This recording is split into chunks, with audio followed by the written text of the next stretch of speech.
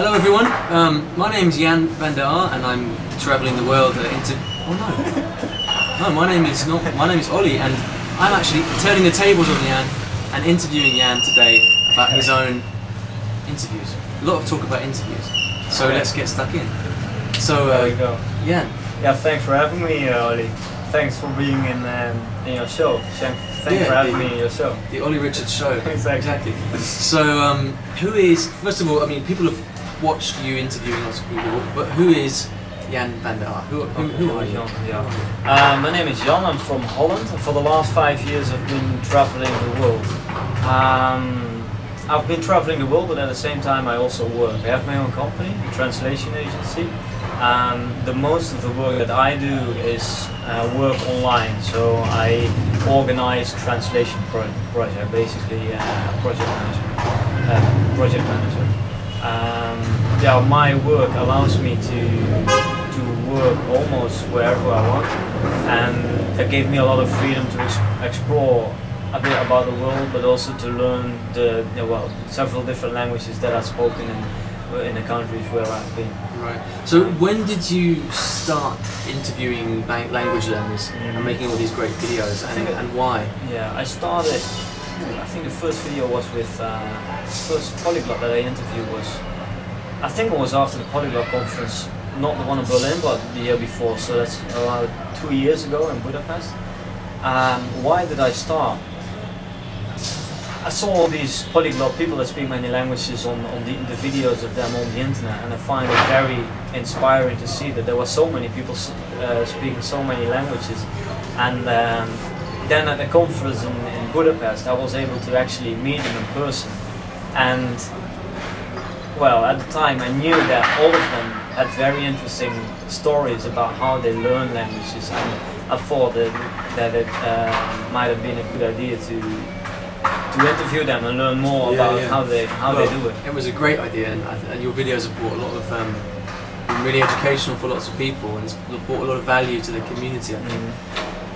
Who have you actually interviewed and whereabouts in the world? Yeah, okay, so first, was it Richard or not? I think first I interviewed Richard Simcott. That was a very short video in Mandarin Chinese in Budapest. I flew to New York to meet Tim Boner. I did an interview with him. Then last summer I shot a video with Stu J. Raj in Bangkok, with Lucas, the Brazilian polyglot in Sao Paulo a month ago. And I'm forgetting, so I did a few videos with Connor. We traveled to 5 countries around Europe, where in every country he spoke the local language. Lorenzo from Indonesia, that was in Seoul and also in Hong Kong once. I don't know, I forget. I did one with you today. Yes, released, coming soon. Coming soon. Yeah, with different polyglots in different places. Also Alfred Miller from the Philippines. Hello Alfred. So you're in quite a unique position, because you've got access to all of these really gifted language learners and some not so gifted ones, and you've interviewed all these people. What have you learned from these guys and girls that you have been able to apply to your own language learning? Well, what I see, what they all have in common is that they're very passionate about language learning, and that they spend a lot of time on it, and that they're hard workers. For example, Lucas that I met in Sao Paulo a month ago that I interviewed, like he might speak 3 or 4 languages every day for 1 hour on Skype, and if you can't find him on Skype, then he meets him at the couchsurfing room, for example. So I know that Richard, that he uses his languages. I don't know. He uses how many languages does he use a day? 10 or something. I think even he doesn't know how many. Yeah. So I